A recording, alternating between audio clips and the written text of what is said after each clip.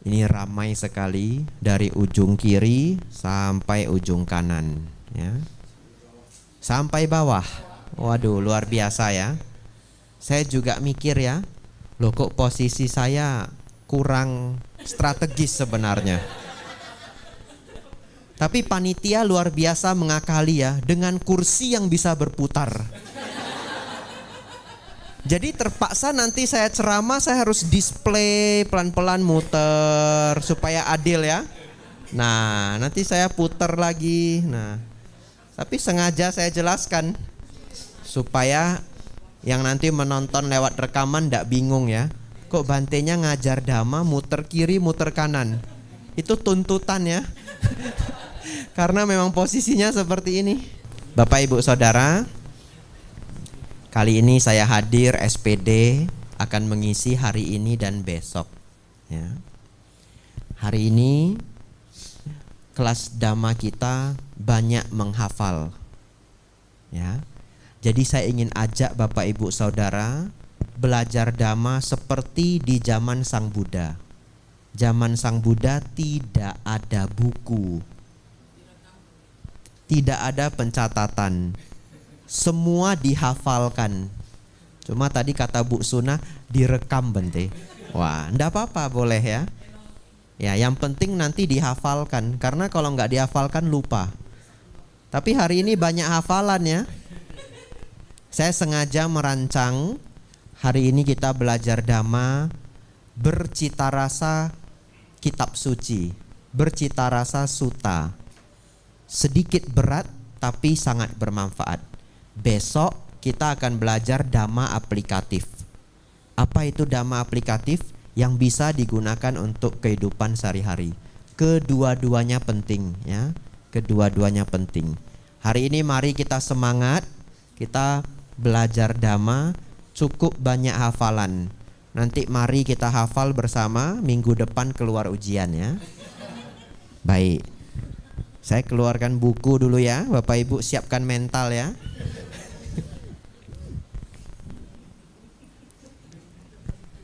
Nah, lihat bukunya saja tebal ya. Nah, Bapak Ibu siap mental. Yang agak-agak ngantuk cuci wajah dulu ya.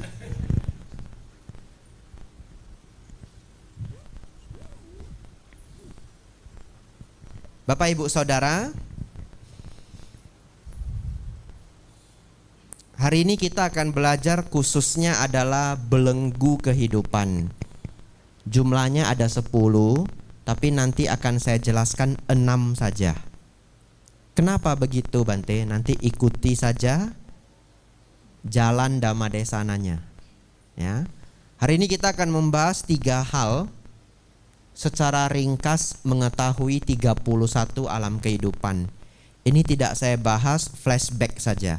Jadi yang sudah tahu menjadi lebih hafal, yang belum tahu jadi tahu. Kemudian saya juga akan sedikit menjelaskan 4 tingkat kesucian, lalu ditutup dengan 10 belenggu. Semuanya sangat penting. Bapak Ibu Saudara, menurut Sang Buddha, kita sedang dalam masalah. Apa masalah kita? Masalah kita adalah kita terperangkap dalam sangsara. Pernah mendengar? Samsara ya. Apa itu samsara? Roda kehidupan, lahir mati, lahir mati, lahir mati, tidak habis-habis. Jangankan nanti mati. Kadang-kadang kita bekerja saja Senin sampai Sabtu bisa merasa lelah, sampai kapan ini selesai. Betul ya? Dulu, nah itu betul ya. Nah itu yang sudah lelah sekali itu ya. Dulu saya kurang gemar sekolah ya. Dulu saya kurang gemar sekolah karena senang main-main ya. Main basket, main bela diri dan sebagainya. Padahal kalau fokus sebenarnya sekolah itu sangat menyenangkan. Malah sudah jadi biku banyak belajar ya. Jadi saya ke sekolah itu kurang begitu happy ya. Karena berat, karena kurang serius. Senin sampai Sabtu belajar, Senin sampai Sabtu belajar. Juga muncul pemikiran, sampai kapan ini selesai ya? Sampai kapan ini selesai? Jadi jangankan roda kehidupan lahir mati. Roda kehidupan Senin Sabtu saja kadang-kadang bisa membuat stres ya. Lalu bagaimana solusinya? Bapak Ibu Saudara, untuk tahap awal kita harus tahu dulu sangsara yang disebutkan oleh Sang Buddha itu ruang lingkupnya sejauh apa. Sang Buddha mengatakan kita akan lahir mati di 31 alam kehidupan. Jika ingin keluar dari sangsara ini, sangsara dalam bahasa Pali kita gunakan dalam bahasa Indonesia adalah sengsara. Ya. Jadi kalau Bapak Ibu merasa sengsara itu diambil dari kata sangsara ya. Tapi tenang, selesai Dhammadesana kita malam hari ini menjadi sukha ya, menjadi bahagia. Bapak Ibu Saudara, kita terperangkap dalam 31 alam kehidupan, enggak bisa kabur. Dan solusinya adalah mencapai nibbana. Tapi awalnya kita belajar dulu apa itu 31 alam kehidupan. Mari dihafal bersama ya. 4 alam menderita, 1 alam manusia, 6 tingkat alam surga, 20 alam Brahma. Mari kita ulangi. 4 alam menderita, 1 alam manusia, 6 tingkat alam surga, 20 tingkat alam Brahma. Coba ditambah 4, 1, 6, 11. Tambah 20, 31. Pas ya. Ya, 4 alam menderita, 1 alam manusia, 6 tingkat alam dewa atau alam surga, 20 tingkat alam Brahma. Kita jelaskan pelan-pelan. Ringkas saja. 4 alam menderita Bapak Ibu tolong jangan ke sana ya. Kalau diajak pun jangan mau ya.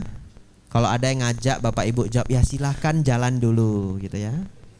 Ya, tapi Bapak Ibu jangan nyusul ya. Apa 4 alam menderita? Yang paling menderita adalah alam neraka. Dalam bahasa Pali disebut niraya. Hanya dalam ajaran Buddha neraka itu tidak kekal ya. Kita tidak akan terlahir di alam neraka untuk selama-lamanya ya enggak. Sesuai dengan karma buruk setiap orang ya. Sama dengan di kehidupan ini. Kalau orang berbuat jahat dia bisa saja dihukum. Apakah dihukum oleh negara atau dihukum oleh sosial? Misalkan dia ketahuan mencuri di sekolah, lalu dia dihukum guru. Sejak itu dia dihindari teman-temannya. Tapi apakah itu selamanya? Tidak juga. Kalau dia mau berubah jadi baik ya, setelah 2-3 tahun ya teman-temannya mulai menerima. Lama-lama orang sudah nggak ingat kalau dulu dia pernah mencuri. Jadi hukuman itu datangnya dari alam, bukan ada yang menghukum kita. Dan kadar hukumannya sesuai dengan apa yang kita perbuat masing-masing. Jadi di alam neraka Bapak Ibu tidak kekal. Hanya waktunya sangat lama. Dan karena menderita lamanya double. Coba Bapak Ibu renungkan. Apakah 2,5 menit lama? Enggak ya? Berapa detik 2,5 menit itu? 150 detik ya? Masih pinter saya hitung ya. 150 detik lama Bapak Ibu? Enggak terlalu ya. Kalau lampu merah 2,5 menit lama? Nah ini ya. Kenapa begitu ya? Padahal tadi katanya 2,5 menit enggak lama ya. Kalau Bapak Ibu punya sinetron kecintaan, setiap minggu cuma ditambahin 1 episode ya. Kayak dulu waktu saya kecil ada sinetron Tersanjung, gak habis-habis ya. Nah waktu saya kecil ya, setiap minggu, setiap hari ya nambah 1 episode. Bapak Ibu Saudara, anggaplah Bapak Ibu nunggu seminggu nambah 1 episode. Lalu Bapak Ibu nonton, sudah siapkan makanan, minuman kesukaan. 2,5 menit lama? 1 jam aja enggak lama ya. Jadi apa yang membuat waktu itu berjalan cepat atau lambat? Tergantung suasana hati ya. Kalau bahagia, waktu berlalu sangat cepat. Masalahnya di neraka tidak ada kebahagiaan. Kalau Bapak Ibu tangannya terjepit pintu, 5 detik itu terasa lama sekali. Saya pernah demam cukup berat. 1 hari rasanya seperti 2 bulan. Jadi muter sana muter sini, lihat jam 5 menit.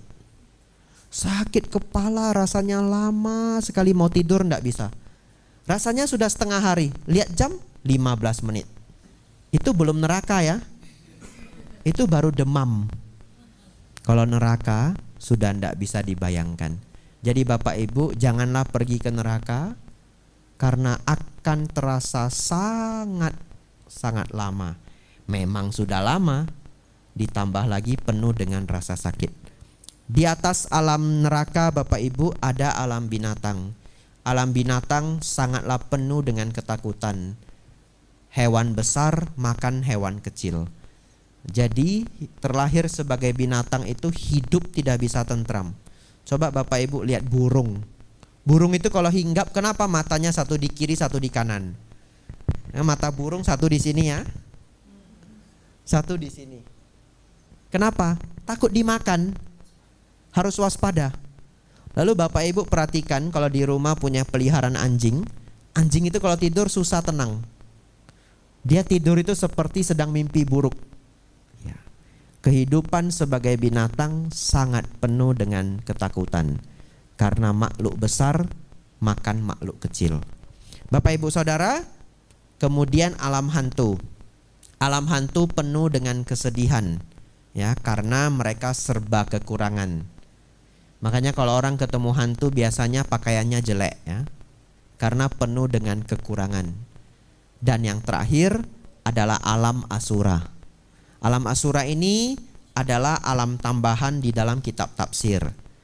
Di dalam Sutta, Sang Buddha hanya membahas sampai alam binatang. Kendati pun demikian, asura dianggap sebagai dewa yang penuh dengan kebencian, sehingga hidupnya penuh dengan penderitaan.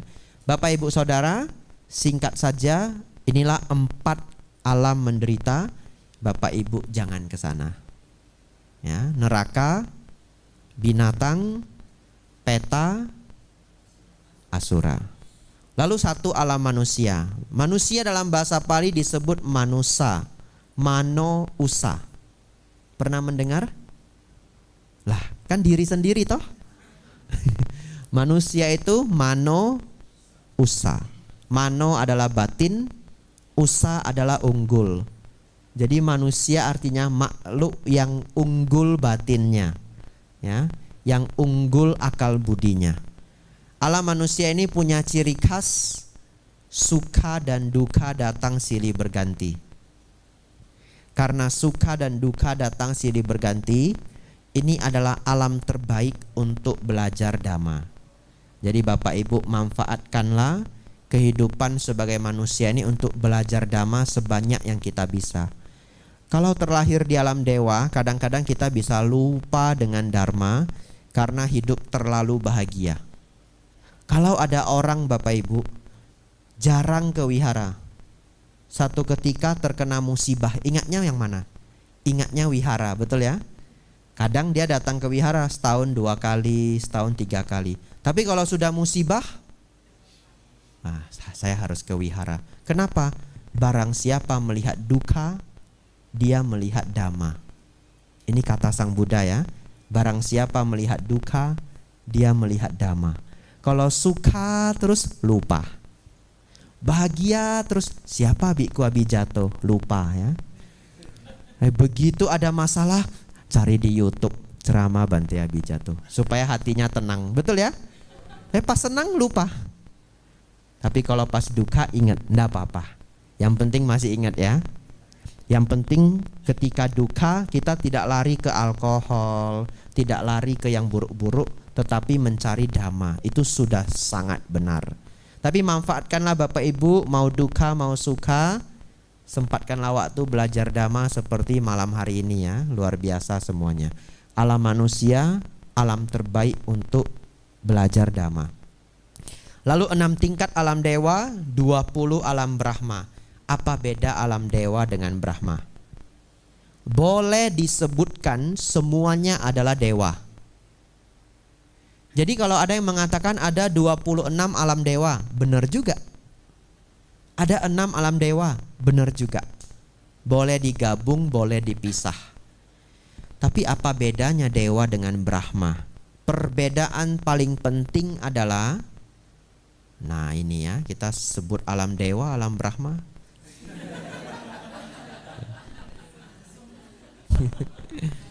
Ada apa Bante? Nah dia. Ya. Untung saya bukan bahas Asura ya. Kalau saya bahas Asura kedip-kedip Bapak Ibu was-was juga ini. Nah, tapi bahas dewa Brahma enggak apa-apa ya. Karena dewa Brahma penuh dengan cinta kasih ini. Bapak Ibu Saudara, perbedaan terbesar dan terpenting, para dewa Brahma tidak lagi memiliki nafsu ragawi. Ya. Jadi para dewa Brahma tidak punya istri, tidak punya suami. Karena mereka tidak punya hasrat ragawi. Tetapi 6 tingkat alam dewa ada hasrat ragawi. Coba kita ingat-ingat waktu saya kecil ada serial Sung Gokong. Betul ya? Ada Dewa Langit, betul ya? Walaupun itu serial, tapi mereka menggambarkannya dengan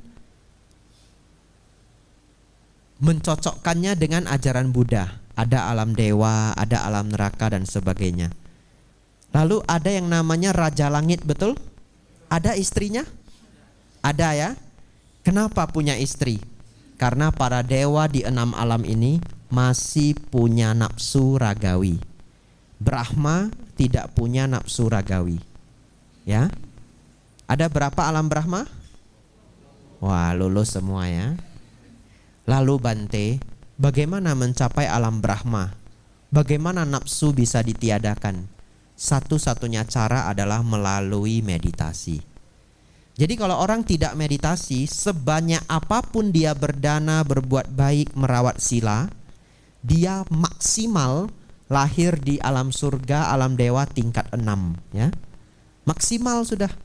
Mau ke alam Brahma enggak bisa karena masih ada masih ada nafsu. Nafsu itu hanya bisa kita lenyapkan dengan meditasi. Kalau telah menembus meditasi, bisa terlahir di alam Brahma. Mana tahu ada yang punya cita-cita mau terlahir jadi alam Brahma, boleh ya. Rajin-rajin bermeditasi. Kuis tidak berhadiah. Supaya tidak ngantuk ya. Kuis tidak berhadiah. Saya enggak bawa hadiah. Nanti kalau mau minta hadiah coba tanya Pak Afan ya. Nanti dikasih apel ini. Nah.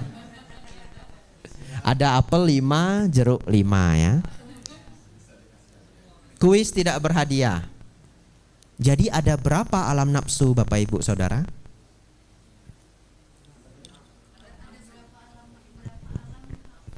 Ada berapa alam nafsu?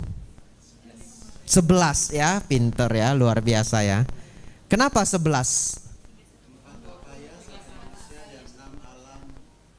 Iya, 4 apaya, 1 manusia, 6 dewa nafsu ya, 11. Jadi kalau terlahir di 11 ini ada suami, ada istri atau ada nafsu. Tidak ada suami, tidak ada istri pun ada nafsu. 4 alam menderita, 1 alam manusia, 6 alam dewa. 20 alam Brahma tidak ada nafsu. Jadi di alam Brahma tidak ada wanita, tidak ada pria. Karena mereka tidak butuh itu. Jadi tidak ada status jenis kelamin. Ya. Kenapa begitu Bante? Nanti renungkan sendiri. Karena mereka sudah lenyapnya nafsu ragawi. Sudah 31 alam ya. Tidak perlu hafal palinya saat ini. Nanti kebanyakan lupa. Hafal saja 4 alam menderita, 1 alam manusia, 6 tingkat alam dewa, 20 alam Brahma. Bapak Ibu Saudara, dewa artinya penghuni surga. Kadang-kadang kita sebagai umat Buddha, karena umat Buddha itu kan kalem ya, tidak agresif ya. Ada yang tiba-tiba nanya seperti ini, Pak Bu, Kalau Bapak Ibu di airport, di stasiun atau sedang menunggu ya. Pak, Bu, maaf, agamanya apa ya? Oh, saya agama Buddha, Bu, Pak. Oh, di agama Bapak ada surganya ndak? Mau ndak mengenal surga kami? Bapak Ibu harus jawab apa? Oh, ada dua cara menjawab.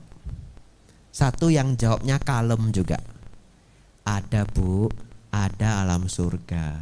Sudah, kalem toh? Nah, satu yang agak berani. Orang Samarinda kalem atau berani? Wah, berani ya. Nah, cocok ini ya. Kita jawab dengan berani ya. Pak, Bu, ada enggak surga di agama Bapak? Oh, surga itu, Bu, Pak, adalah bahasa Sanskerta, ngambil dari agama Buddha. Jadi kalau Bapak Ibu ragu agama Buddha itu ada surga apa enggak, lo yang lain saja pinjam bahasa saya, gitu ya. Betul ya? Surga itu bahasa Sanskertanya swarga. Bahasa Palinya suga. Yang artinya apa? Tujuan yang bahagia. Ya, tujuan yang bahagia, tempat yang bahagia. Suk adalah sukha, suk, bahagia. Jadi kita harus pede, surga saja adalah terminologi ajaran Buddha. Apa arti terminologi? Kosakata. Kosakata asli ngambil dari bahasa agama Buddha. Jadi kalau yang lain pakai juga kata surga, berarti kongsi ya. Ya, minjam dari kita. Ya boleh, kita juga kadang minjam dari budaya lain. Ya, namanya bahasa campur-campur ya. Kita tahu bakpao, toge, nah itu bahasa Hokkien ya. Ya, jadi bahasa memang tercampur-campur. Jadi Bapak Ibu kalau mau jawab berani, nah itu ya. Ada, Bu, wong surga saja itu ngambil dari agama Buddha. Begitu ya. Pak, Bu, surganya seperti apa? Oh, surga kami, nunggu dia jawab dulu. Kalau di saya, Pak, Bu, surga itu tempat yang bahagia dan bagaimana? Kita tanya. Kalau di Ibu surganya berapa ya? 1. Oh, kami 26 gitu ya. Jadi dulu ada Pak Cornelis Ower, sudah meninggal ya. Pak Cornelis Ower buat perumpamaan. Kalau main golf, mukul bola 1, lubangnya 1 sama lubang 26 gampang mana? 26 ya. Ini kata Pak Cornelis Ower, saya pinjem saja. Ya, jadi kita pek, 1 lewat, 2 lewat, masih gol 3, tawa tingsa ya. Nah iya. Iya, 1 nggak masuk, 2 nggak masuk, tep 3, tawa tingsa. Lalu ada lagi yang juga mau masuk surga, pukul bola golf, 1 nggak masuk, 2, 3, belum khawatir, tusita ya. Jadi Bapak Ibu silena sugating yanti, dengan merawat sila terlahir di alam surga. Rawat 5 sila dengan baik. Rawat 5 sila dengan baik ya. Tidak terlalu sulit ya. Sampai jumpa nanti Bapak Ibu ketemu di alam surga ya. Nanti jangan sekarang ya. Tapi seorang biku tidak boleh bercita-cita mencapai alam surga ya. Jangan lupa, biku hanya punya satu cita-cita, mencapai nibbana. Biku tidak boleh bercita-cita mencapai alam surga. Bahkan kalau meninggal, mati, lahir di alam surga harus kecewa. Belum sukses. Kenapa? Karena apa yang ditawarkan di surga?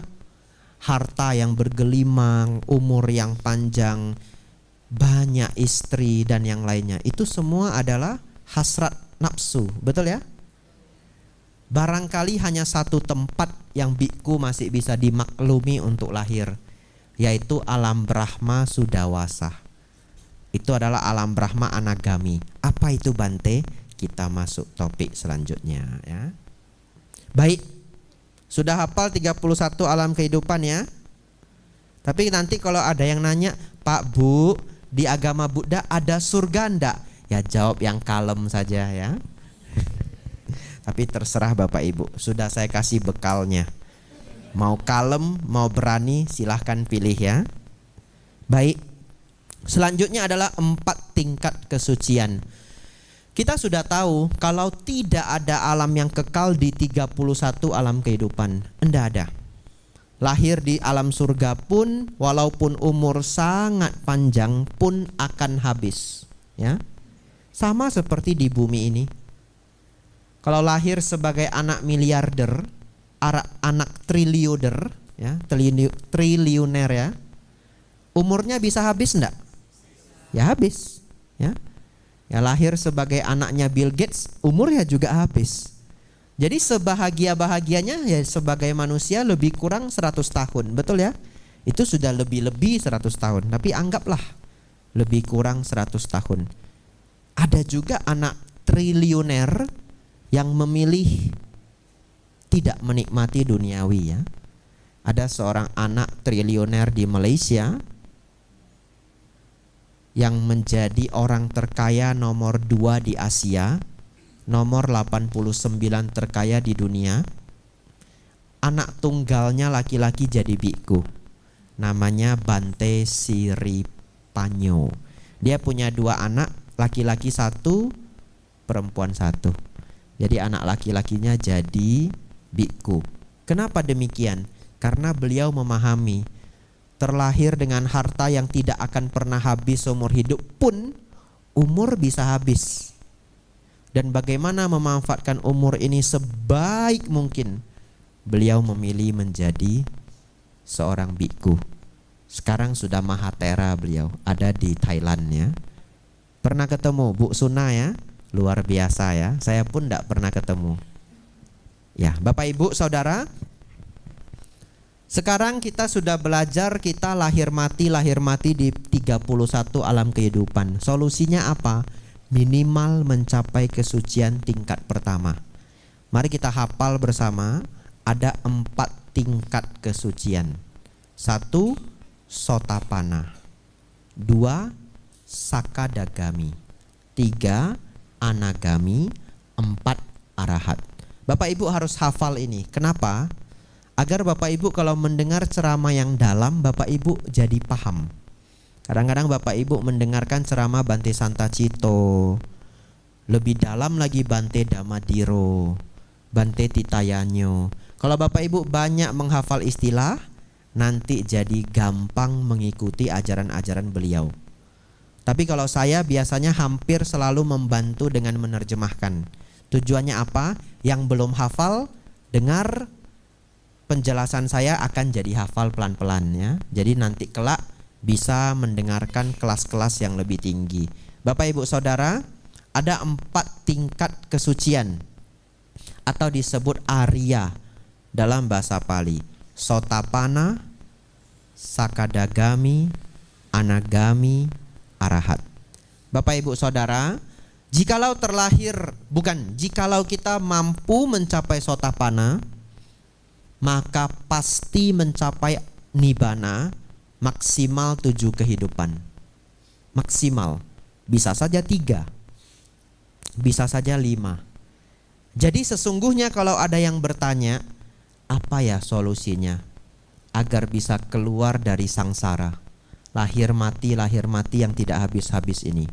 Jawaban paling gampangnya adalah minimal mencapai Sotapana. Jadi umat Buddha semuanya harus bercita-cita mencapai Sotapana.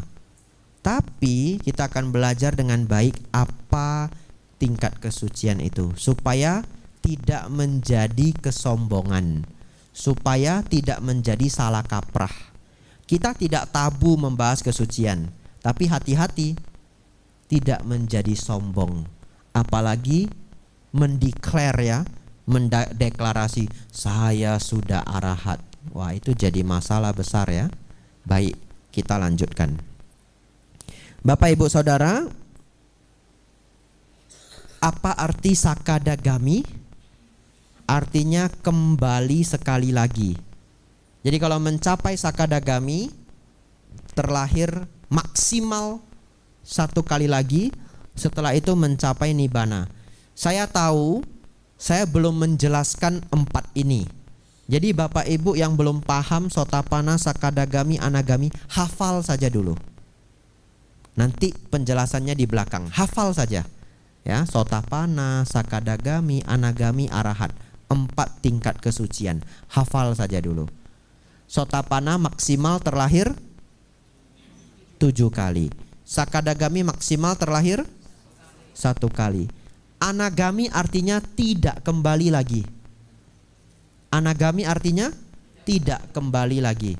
Kembali kemana? Kuis tidak berhadiah. Kembali kemana? Kamaloka ya. Nanti dapat apel ya. Ya, ini apel penuh berkah ini. Ya. Nanti bungkusin apel 1 ya. Waduh. Ada 10 ya. Kok saya yang merintah ya, padahal apel bukan punya saya ya. Aduh, gawat saya. Izin sama Pak Afan ya. Ya. Baik.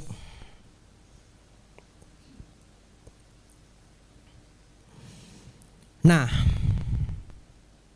anagami itu tidak kembali lagi di 11 alam nafsu. Ya. Belum paham 100%, hafal saja. Nanti kita jelaskan semuanya. Disebut anagami tidak terlahir lagi di 11 alam nafsu. Seorang anagami terlahir di alam Brahma Sudawasa dan akan berlatih di sana sampai mencapai nibbana. Ya. Arahat tidak terlahir lagi di semua 31 alam kehidupan. Baik. Bapak Ibu Saudara, ini adalah 10 belenggu, juga harus dihafal ya, minggu depan keluar ujian. 10 belenggu inilah problem yang akan kita hadapi bersama-sama setahap demi setahap. Ini hafal dulu.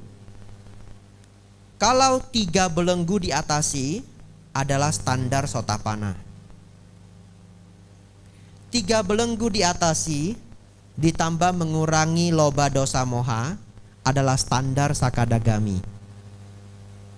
5 diatasi adalah standar Anagami.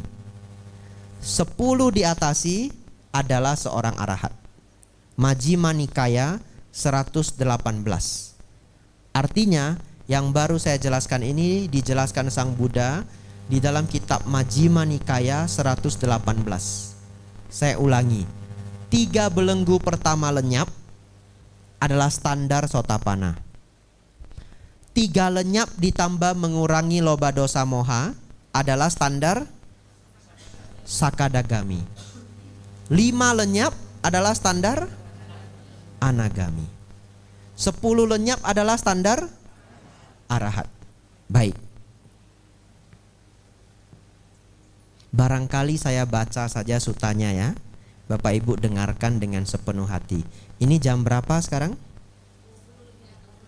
Wah, cepat sekali berlalu ya. Saya punya waktu katanya sampai 20.40 ya. Itu plus tanya jawab lagi. Nggak apa-apa, nggak sempat, nggak usah tanya ya. Belajar saja. Nggak tanya, nggak apa-apa ya. Baik. Majjhima Nikaya 118 ini penggalannya. Terdapat dalam sangga beberapa biku yang dengan melepaskan diri dari 3 belenggu yang pertama adalah penakluk arus. Mantap, tidak pernah lagi ditakdirkan untuk sengsara menuju kebangkitan diri ya. Ini Sotapanna, penakluk arus. Lanjut. Terdapat dalam sangga beberapa biku yang dengan melepaskan diri dari 3 belenggu yang pertama dan mengikis nafsu loba, mengikis kebencian dan mengikis khayalan moha adalah sekali pengembalian Sakadagami. Setelah kembali hanya 1 kali ke dunia ini, mereka akan mengakhiri ketegangan. Ini Sakadagami. Lanjut. terdapat dalam sangga beberapa biku yang dengan melepaskan diri dari kelima belenggu pertama. Dari kelima belenggu pertama akan dilahirkan kembali dalam kediaman luhur. Di sana akan terbebas, tidak akan kembali ke dunia itu lagi.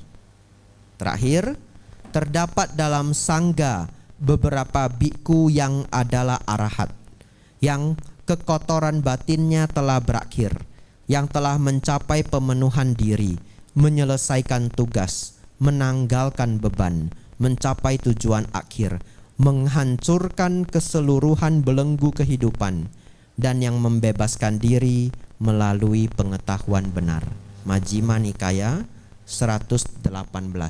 Bapak Ibu, kita akan belajar 10 belenggu ini. Saya bahas hanya 6.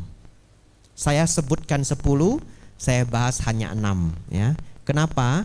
Karena 5 yang terakhir itu rumit untuk pencapaian arahat. Jadi kita bahas sampai anagami dulu. Nanti sudah anagami lapor ke saya.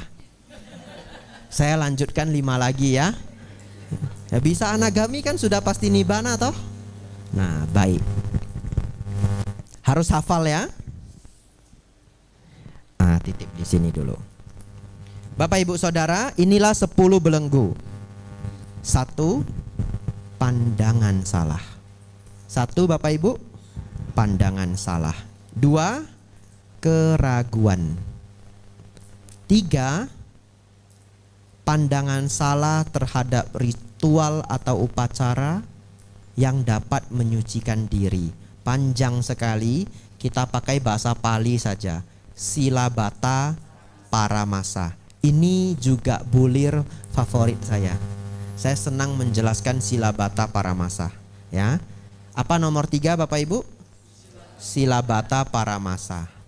Nomor 4, nafsu indriya. Nomor 4, nafsu indriya. Oleh karena itu anagami kan lenyap 5. Dia melenyapkan nafsu indriya. Makanya lahir di alam Brahma. 11 alam nafsu sudah tutup ya, karena tidak ada nafsu indriya. Nomor 5, dendam dan dengki. Nomor 5 Bapak Ibu. Nah, ini yang susah. Nomor 2 apa? Ada yang ingat juga ya, luar biasa ya. Ya. Nomor 1, pandangan salah.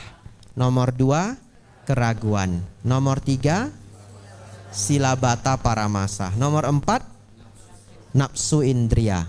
Nomor 5, dendam dan dengki. Lanjut ya. Nomor 6, nafsu akan keberadaan materi. Nomor 7, nafsu akan keberadaan non materi. 6, 7 ini hari ini tidak dibahas. 8, kesombongan. 9, kegelisahan. 10, kedunguan. Ini tidak dihafal tidak apa-apa. Nanti kalau ingin mengingat lagi ada rekamannya. Nomor 8 apa Bapak Ibu? Kesombongan. Ini unik sekali loh. Kan melenyapkan 1 sampai 5 anagami. Betul ya? Berarti anagami belum melenyapkan 6, 7, 8, 9, 10, betul? Yang mana? Iya, masih sombong. Ya. 6, 7 adalah nafsu keberadaan materi dan non materi. 8 kesombongan, 9 kegelisahan, 10 kedunguan. 8 kesombongan. Anagami Bapak Ibu, masih ada kesombongan. Jadi ternyata kesombongan itu memang sangat sulit untuk dilenyapkan. Kadang-kadang bukan kesombongan secara sombong sekali, bukan. Tetapi ego, ya, senang dipuji, senang dengan prestasi yang dicapai, betul ya? Pernah ketemu orang senang berbuat baik, senang datang ke wihara, tapi juga senang mengungkit prestasinya, pernah? Pernah. Kalau Bapak Ibu sudah belajar ini, sudah mulai bisa memahami, ya sudahlah. Memang kesombongan itu sangat sulit ditaklukkan ya. Jadi kalau Bapak Ibu ketemu orang baik sekali tapi masih suka pamer dengan kebaikannya, kita maklum saja. Tidak apa-apa. Tapi jangan pakai apa yang baru saya ucapkan untuk jadi sombong ya. Wah, mulai besok semuanya sombong. Kata Bante Abhijato tidak apa-apa. Waduh, gawat saya ya. Jangan ya. Kita belajar ini untuk memaklumi orang lain, Tapi kita sendiri mau menambah kualitas. Kalau ingin berkualitas tentu harus kurangi kesombongannya. Ini baterainya habis sepertinya ya, ganti saja.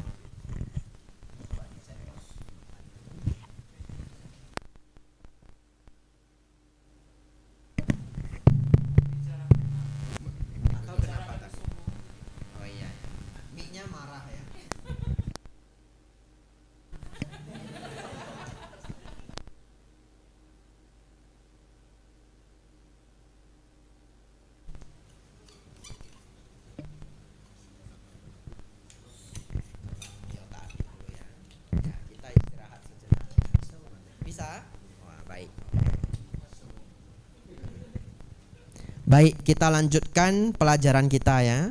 Tidak terasa sudah 37 menit ya, itu tertulis di rekamannya. Baik. Saya hanya akan membahas 5 belenggu pertama tambah plus kesombongan ya. Jadi mulai besok kalau ketemu orang sombong bilang saja nomor. Waduh. Saya ngajarin yang kurang baik ya. Nanti ketemu orang sombong pasti nih. Sudah ada kode ya? Ya maklum. Maklum nomor 8 gitu ya. Tapi angka hoki loh ya. Oh iya. Makanya kalau hokinya banyak ya, lupa diri bisa jadi sombong ya. Enggak apa-apa. Itu pelajaran hidup. Setiap orang pasti mengalami. Kadang-kadang orang yang sukses, egonya bertambah, dia tidak sadar. Jadi kita maklum saja, dia tidak sadar ya. Jadi kalau kita ketemu teman tiba-tiba sukses dalam 2-3 tahun, terasa lebih angku, terasa lebih sombong, enggak apa-apa. Dia belum menyadari. Itu adalah proses alamiah. Nanti satu ketika dia sadari sendiri, dia akan turun sendiri. Bapak Ibu jangan muncul kebencian ya. Orang yang memahami Dhamma bisa mewajari setiap orang. Apapun karakter orang kita harus bisa mewajari. Itu adalah kebijaksanaan ya. Baik. Pandangan salah. Apa yang pertama Bapak Ibu? Ini luar biasa penting. Ini adalah bulir pertama Jalan Mulia berunsur 8. Setiap dari 6 poin yang akan saya bahas ini panjang pendeknya berbeda-beda. Ada beberapa poin saya hanya singgung sebentar. Tapi poin yang penting saya akan bahas panjangnya. Jadi Bapak Ibu relax saja. Kita akan selesai targetnya jam 8.40. Itu targetnya ya. Semoga kita bisa capai target ya. Tapi tidak ada jam dinding. Jadi saya pakai feeling saja ini. Nggak ada jam dindingnya. Masih jam 7 ya? Wah, nanti saya keterusan sampai jam 1 pagi nih ya. Kalau saya sih kuat-kuat saja ya. Baik, Bapak Ibu Saudara. Bagaimana kalau seseorang terjangkit pandangan salah? Di Jepang tahun 90-an bahkan 80-an berkembang satu aliran sekte namanya Om Shinrikyo. Pernah mendengar? Belum ya? Silakan dicatat di dalam pikiran atau mau dicatat di mana silahkan. Atau ini ada rekamannya Om Shinrikyo. Nanti pulang silakan baca di Wikipedia atau di Google ya. Bapak Ibu Saudara, penciptanya ini menciptakan aliran baru, agama baru. Om Shinrikyo ini artinya sekte hari kiamat. Dia punya doktrinnya sendiri dari ajaran yang dia campur-campur. Dia campur-campur, dia aduk-aduk, dia buat ajaran baru. Mengerikannya, ajaran ini berkembang sangat pesat sampai menyebar ke Rusia. Dari Jepang bisa menyebar ke Rusia. Luar biasa sekali. Dan jumlah penganutnya sampai lebih dari 40.000. 40.000 itu kalau dikumpulkan banyak sekali Bapak Ibu. Kita hari ini berapa orang coba? Ada 200? 100? Nah ini saja sudah penuh ya. Kalau kita buat ITC di Borobudur setahun sekali hari Asada, Dulu sebelum pandemi yang hadir bisa 11.000, 17.000, katanya pernah sampai 18.000. Itu saja Borobudur sudah rame sekali. 40.000 Bapak Ibu, sangat banyak. Ajaran ini berkembang. Satu ketika pimpinannya menjadi sangat serakah. Dia ingin menjadi presiden di Jepang.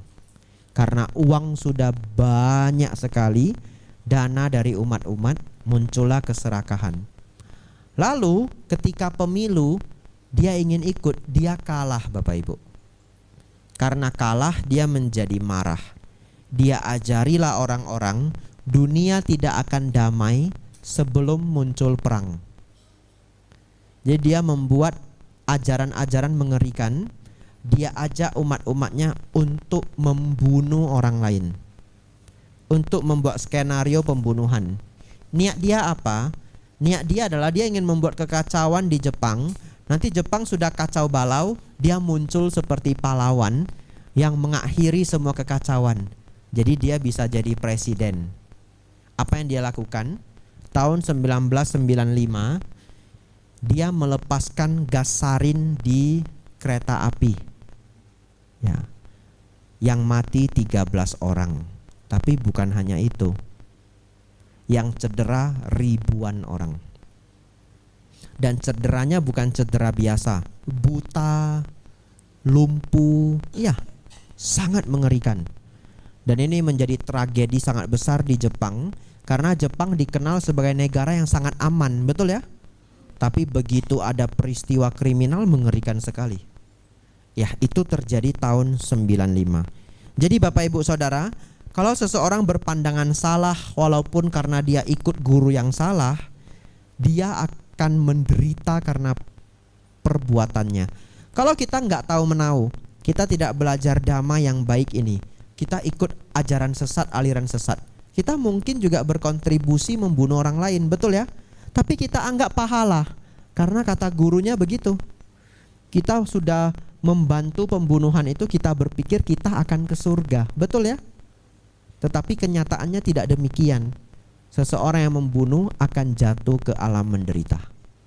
Bapak Ibu Saudara, satu ketika saya masih SMP, ini masih pandangan salah. Ketika saya SMP, saya pernah membaca majalah Intisari. Ada yang tahu ya? Kalau tidak salah terbitan Kompas ya. Saya tidak di endorse ya. Toh Intisari sepertinya sudah nggak terbit ya, atau masih terbit? Nah, nggak tahu saya ya, nanti dicari tahu. Bapak Ibu Saudara, di majalah Intisari itu ketika saya SMP, ada seorang anak kecil ikut aliran pemuja setan. Di barat namanya agama Lucifer, raja setan. Dan di ajaran itu ada doktrin kalau kita tidak perlu khawatir masuk neraka. Kenapa? Karena pimpinannya neraka adalah bosnya kita. Bahwa mereka memuja Lucifer, itu bosnya neraka. Jadi kalau masuk neraka tidak perlu khawatir. Tidak tahu itu bagaimana doktrinnya seperti itu ya.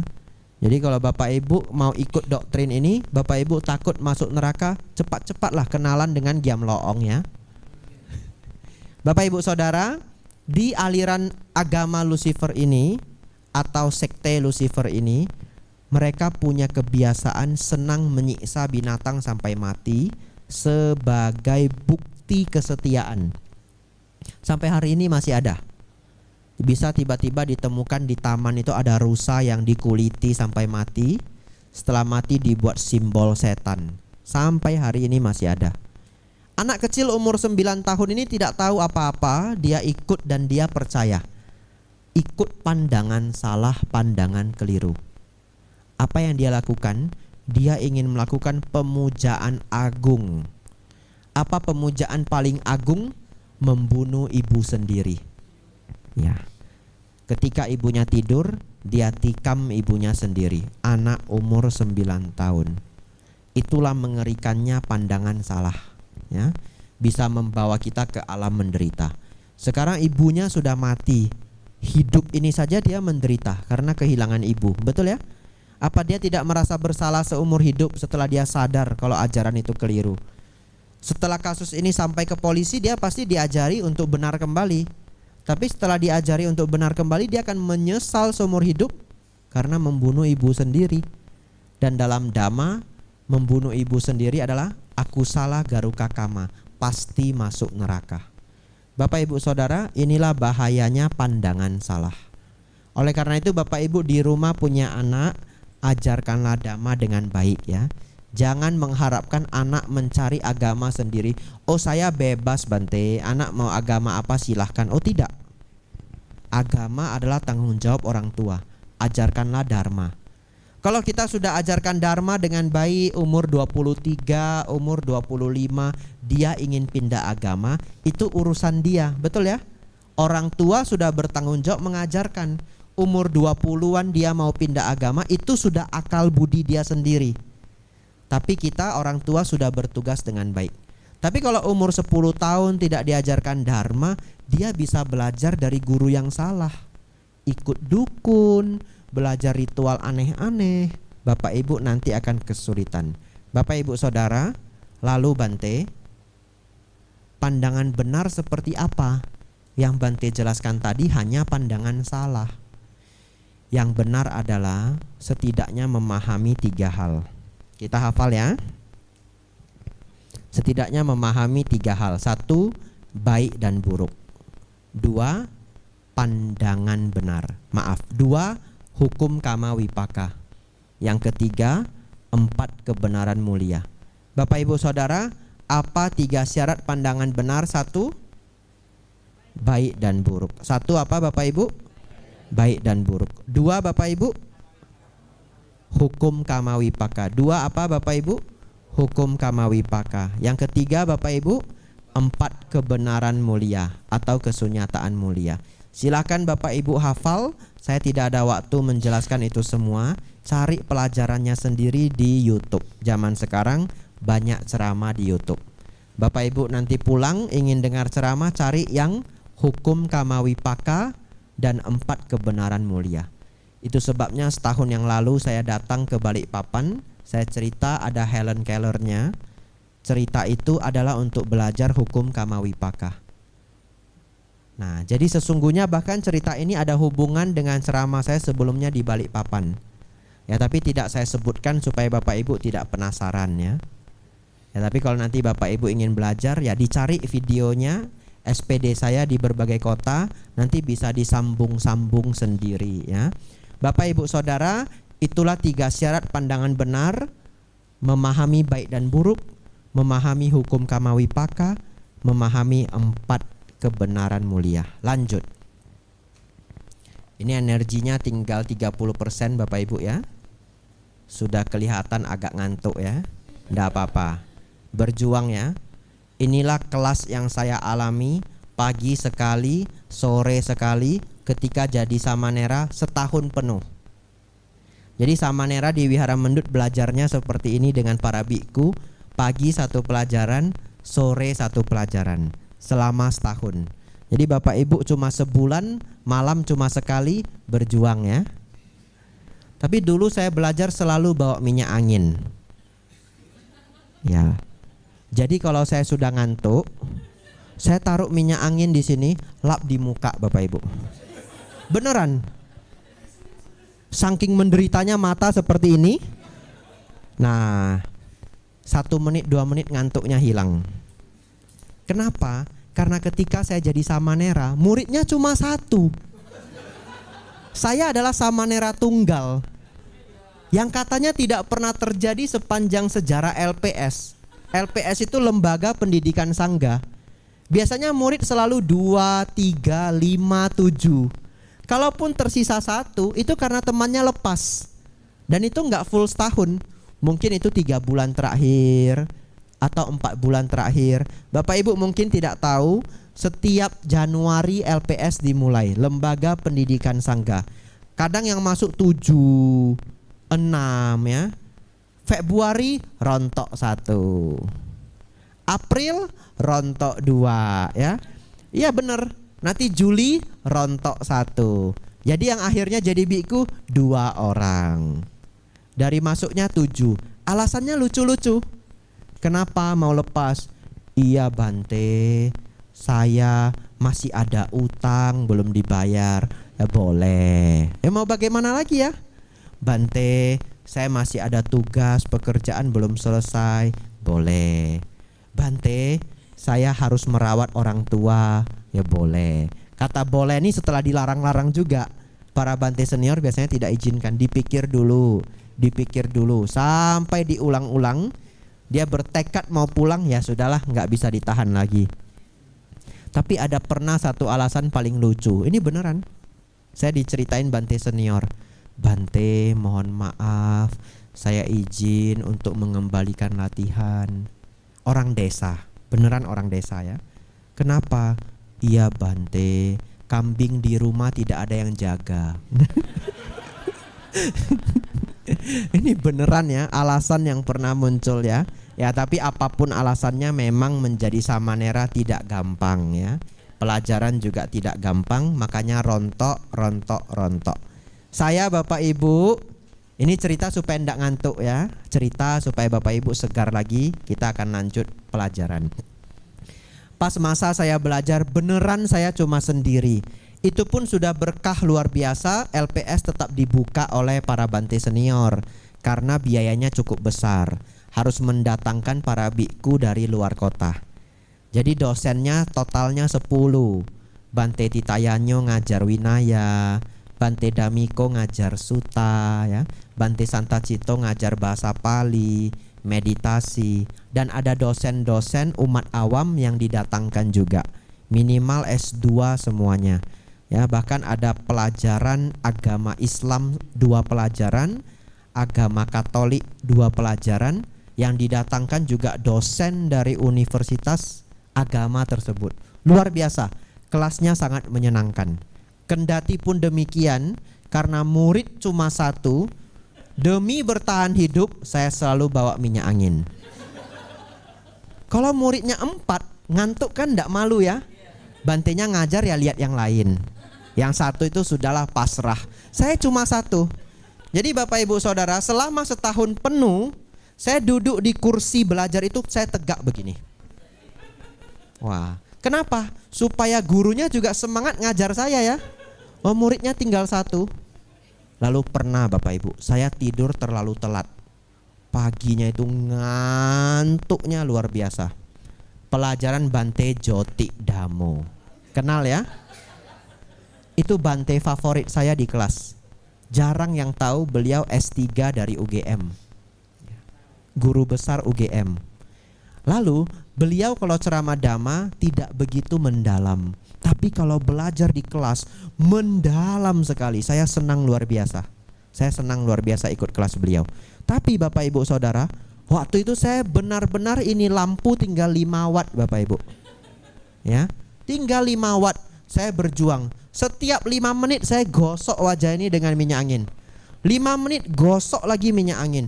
Bertahan supaya bisa tegak. Lalu ini tangan saya pencet-pencet ya. Kalau Bapak Ibu pernah belajar akupuntur, ada titik namanya Heku. HEGU. Kalau tidak salah LI7. Saya tekan ini sakit sekali supaya cemerlang matanya. Itu saja sulit bertahan Bapak Ibu. Lalu saya ingat beliaunya mengajar hukum sebab akibat. Beliau ngajar, saya melayang-layang sambil ngantuk, tapi badan tegak seperti ini. Sampai saya itu punya kekuatan Bapak Ibu. Sengantuk apapun badan saya tetap tegak Bapak Ibu. Ya, ini kekuatan yang saya latih setahun. Setelah itu Bapak Ibu, beliaunya ngajar saya melayang-layang. Kadang-kadang beliau ngomong saya udah nggak kedengaran, walaupun mata terbuka. Tiba-tiba beliau ngomong begini, Samanera, ngantuk itu adalah sebab. Akibatnya apa? Saya langsung tersentak ya. Kurang tidur Bante. Nah, itu sebabnya ya. Itu sebabnya. Solusinya apa? Minyak angin Bante. Bukan ya, solusinya cepat tidur ya. Bapak Ibu Saudara, baik, kita lanjutkan ya. Ini persis ya, mirip dengan kalau saya di Mendut kelas Dhamma para Samanera. Kita lanjutkan. Apa belenggu yang pertama? Pandangan salah, Sakaya Ditti. Harus hafal ya. Apa belenggu pertama? Pandangan salah. Belenggu kedua Bapak Ibu, keraguan. Tidak saya bahas, hanya keraguan kepada Tiratana. Saya yakin semua yang hadir di sini tidak ragu dengan Tiratana. Apalagi tidak ragu bahwa Sang Buddha memang mencapai penerangan sempurna. Tapi bagaimana supaya tidak ragu? Banyak belajar, banyak praktik Dhamma. Semakin Bapak Ibu praktik Dhamma, semakin damai, semakin yakin pada Buddha Dhamma Sangha. Yang ketiga, Silabata Paramasa. Ini seru sekali. Semoga waktunya masih banyak. Jam berapa ini? Wah, sudah habis ya? Minum dulu ya.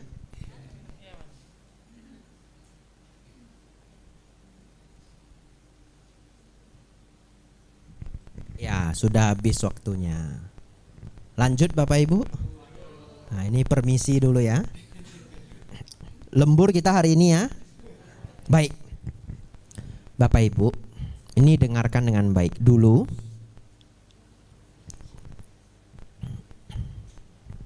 Nah, sebelum saya membahas itu, saya beritahu dulu apa makna kata suci. Kalau di tempat lain, suci itu bisa jadi adalah wahyu, dipilih. Siapa yang ditunjuk diberi wahyu menjadi suci. Ya, beberapa ajaran seperti itu. Bahkan beberapa aliran Buddhis seperti itu. Tapi bagaimana penjelasan Sang Buddha mengenai suci? Kalau kita bahas suci ya Sotapanna, Sakadagami, Anagami, Arahat. Tetapi apa standarnya? Berkurangnya dosa loba moha, ya. Berkurangnya dosa loba moha. Atau kalau kita mau spesifik ya berkurangnya belenggu ini. Tapi belenggu ini juga nanti mengarahkannya pada dosa loba moha. Kalau semakin pandangan salah ya semakin dosa loba moha. Bapak Ibu Saudara, dalam Dhamma dikatakan suci apabila dosa loba moha berkurang. Tidak ada standar lain. Saya kasih contoh. Katakanlah saya ditunjuk sebagai orang maha suci oleh satu sosok, atau saya mendapatkan wahyu. Mulai besok saya klaim saya maha suci. Lalu Bapak Ibu, saya masih marah-marah. Masuk akal nggak itu suci? Nggak masuk akal. Marah itu adalah kelemahan. Dia bahkan tidak bisa mengontrol amarahnya. Betul ya? Bagaimana bisa dikatakan suci? Lalu seseorang penuh nafsu, banyak keinginan, tidak bisa dia kontrol. Bisa dianggap suci? Dalam Dhamma tidak bisa. Sangat sombong, penuh ego, bisa dikatakan suci? Tidak bisa. Bahkan sudah dilabeli, sudah disetujui oleh semua orang saya maha suci. Ketika saya menunjukkan dosa loba moha, maka kesucian yang ditunjuk itu, label itu menjadi rontok. Secara Dhamma, suci itu adalah berkurangnya dosa loba moha. Baik. Dulu sebelum menjadi biku, saya bahkan masih sekolah, saya pernah diajak ikut sekte yang underground. Tidak ada wiharanya, sembayangnya di rumah-rumah. Waktu itu saya juga enggak tahu, saya seperti dijebak, datang semua sudah berkumpul. Lalu datanglah seorang guru dari luar negeri mengatakan saya akan disucikan dengan api. Ya. Lalu pada saat disucikan dengan api, ritualnya mengambil lilin, seakan-akan memegang api, masukkan ke kepala saya. Lalu setelah selesai ritual itu, yang hadir sekitar 30 orang mungkin atau 20 orang, saya lupa. Setelah semuanya selesai, saya diberi selamat. Kyonghi, Kyonghi, semuanya tepuk tangan. Saya bingung juga, ini Kyonghi apa? Saya disalami, selamat, kamu sudah capai nirwana. Iya betul. Wah, saya senang juga ya.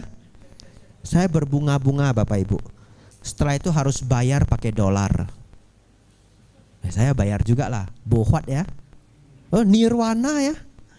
Saya nanya juga, kenapa harus bayar? Lalu diberitahu, karena apa yang baru kamu dapat itu sesuatu yang sangat tinggi. Kalau tidak dibayar, nanti kita nggak sanggup menerimanya.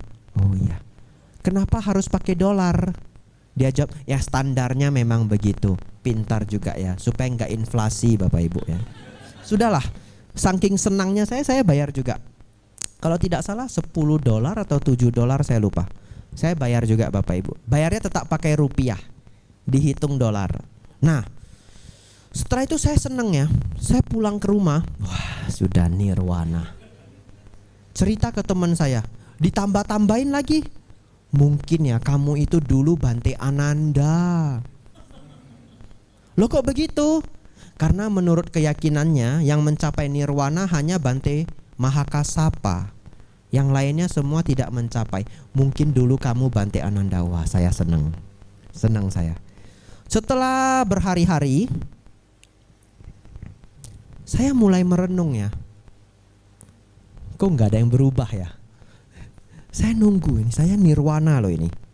Arahat ini. Ini nggak ada yang berubah. Saya mulai penasaran ya. Dan setelah berbulan-bulan, akhirnya saya sadar bahwa secara apa yang diajarkan Sang Buddha, saya belum nirwana ya. Jadi itu hanya klaim sepihak. Baik. Kita mengambil contoh ini untuk memahami sila bata paramasa.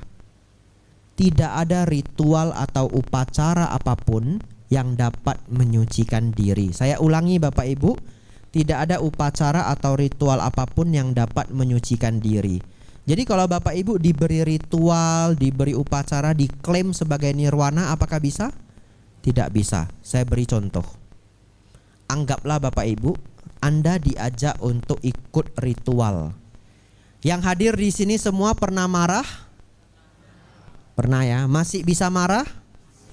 Nah, saya tanya dulu. Mana tahu sudah ada yang anagami ya? Anagami tidak bisa marah. Baik, Bapak Ibu mengatakan masih bisa marah. Kalau ada seseorang Bapak Ibu mengajak Bapak Ibu untuk membuat ritual upacara, luar biasa, diberi mantra, diberi upacara dan sebagainya, kemarahan Bapak Ibu bisa lenyap semuanya. Bapak Ibu perlu bayar 50 juta. Pertanyaan saya, ada nggak upacara seperti itu? Dibuat upacara kemarahan kita lenyap.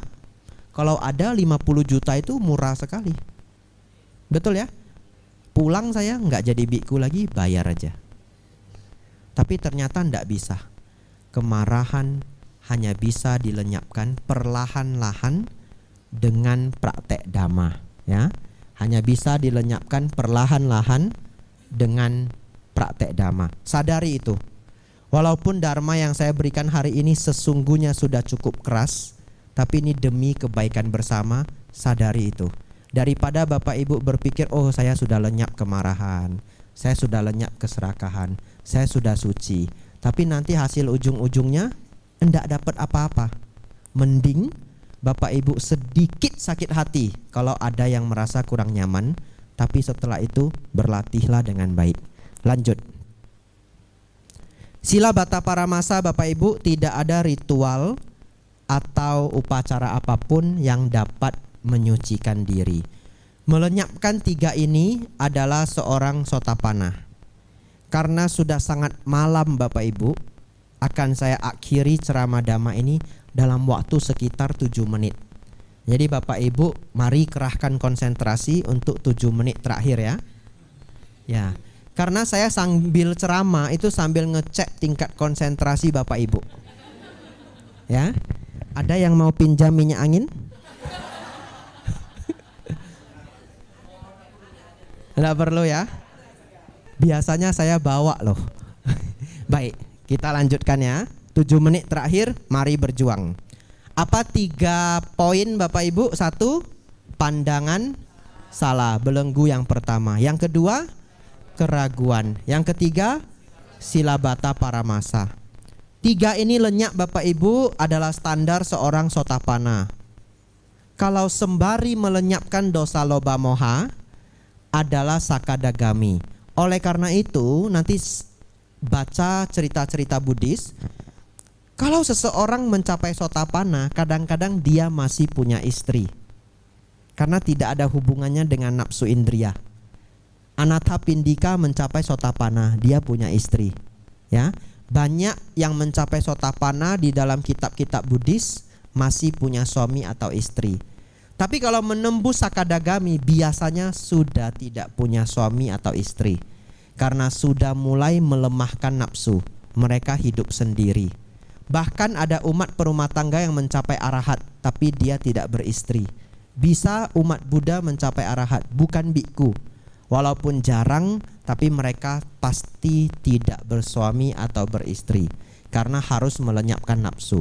Bapak ibu saudara, belenggu keempat adalah nafsu indria. Hanya bisa dilenyapkan dengan meditasi. Belenggu kelima adalah kemarahan, dendam dan dengki. Belenggu selanjutnya 6-10 tidak saya bahas lagi. Hanya yang 8 adalah kesombongan. Baik, saya tutup semuanya dengan memahami bahwa nafsu indria dan kemarahan itu juga adalah PR kita bersama. Bisa dilenyapkan pelan-pelan dengan sering mendengarkan dhamma, tapi mau dilenyapkan total, praktik dhamma, dana, sila, samadhi, panya.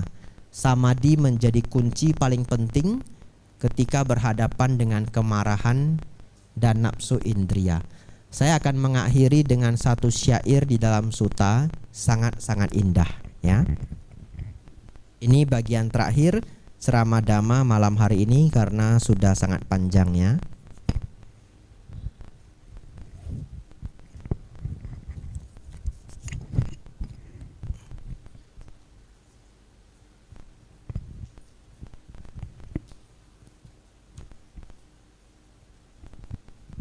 Bapak ibu saudara, ini adalah ungkapan Sang Buddha mengenai kemarahan di dalam Anguttara Nikaya. Orang yang pemarah, buruk rupa dan tidur tak tenang. Kalau marah buruk rupa ya. Jadi kalau nanti pas marah coba cek wajahnya seperti apa. Orang yang pemarah, buruk rupa dan tidur tak tenang. Mendapatkan untung, dia mengubahnya menjadi kerugian. Melakukan pengrusakan dengan ucapan dan tindakan. Seseorang yang dikuasai kemarahan menghancurkan kekayaannya sendiri. Tergilakkan oleh kemarahan, dia menghancurnya statusnya. Dia menghancurkan statusnya. Kerabat, teman, dan rekan kerja menghindarinya.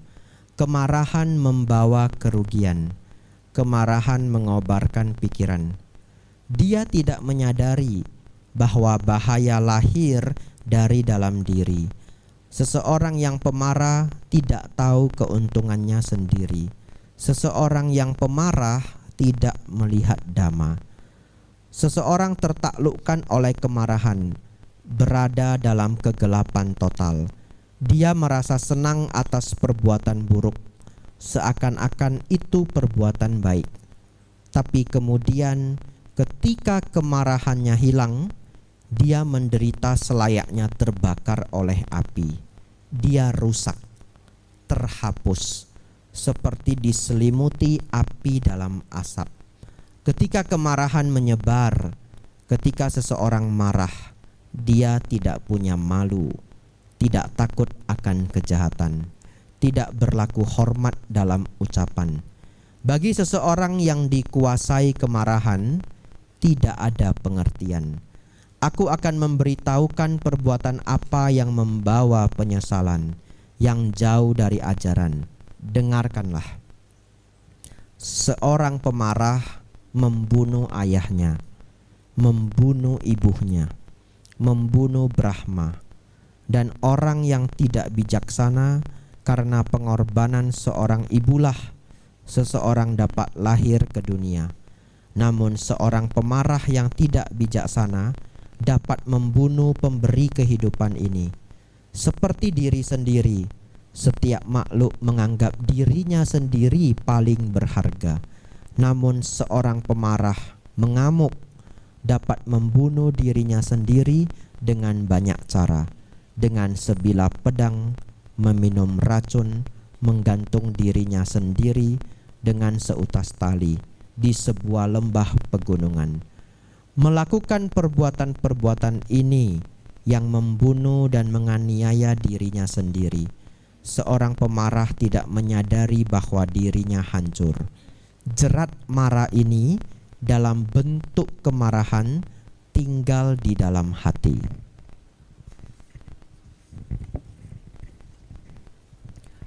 Hentikanlah dengan pengendalian diri, kearifan, ketekunan, pandangan benar. Orang yang bijaksana akan menghentikan setiap bentuk kebodohan batin. Lihatlah dirimu sendiri. Semoga kita tidak terhapus, terbebas dari kemarahan dan gangguan, terbebas dari keserakahan tanpa mendambakan, terjinakkan, amarahmu ditanggalkan, terbebas dari kehancuran. Anda akan terbebas. Anggutara Nikaya 7.60. Sabe sata bhawantu sukhitata. Semoga semua makhluk hidup berbahagia.